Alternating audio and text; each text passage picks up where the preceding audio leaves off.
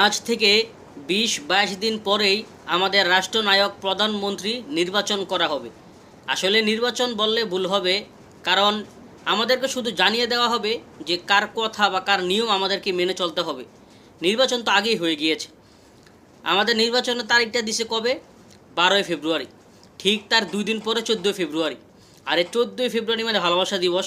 আর এই ভালোবাসা দিবসকে কেন্দ্র করে যত দেশের স্কুল কলেজ ভার্সিটির যতগুলো শিয়াল আছে, শিয়ালগুলো মুরগি ধরার জন্য আপ্রাণ চেষ্টা চালিয়ে যাবে। আর মুরগিগুলো কি করবে? সামান্য চকলেট, ফুচকা এবং চটপুটির কারণে নিজের স্বাধীনতার নামে সব কিছু বিলিয়ে দেবে। তারপরে স্ত্রী স্বামীকে ছেড়ে, স্বামী স্ত্রীকে ছেড়ে পরকীয় প্রেমিককে খুশি করার জন্য চেষ্টা চালিয়ে যাবে। ভালোবাসা দিবস।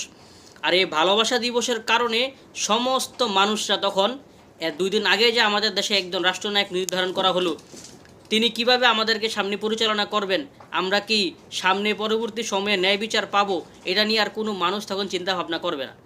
ঠিক তার ১ সপ্তাহ পরে আবার রমজান।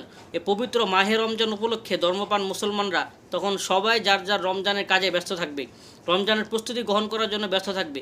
তখন আর আগের বিষয়গুলো নিয়ে, নির্বাচন নিয়ে, মানুষকে নিয়ে চিন্তা ভাবনা করার সময় তাদের থাকবে না। এটাই স্বাভাবিক। আর এই সিক্রেট বিষয়গুলো সামনে রেখে মূলত নির্বাচনের তারিখটা নির্ধারণ করা হয়েছে।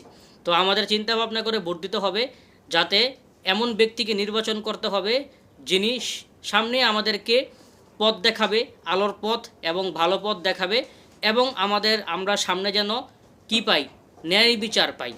এটার জন্য আমাদেরকে চিন্তা ভাবনা করে তারপরে যে কোনো একটা মার্কায় ভোট দিতে হবে। সবাইকে আল্লাহ তাআলা তৌফিক দান করুক।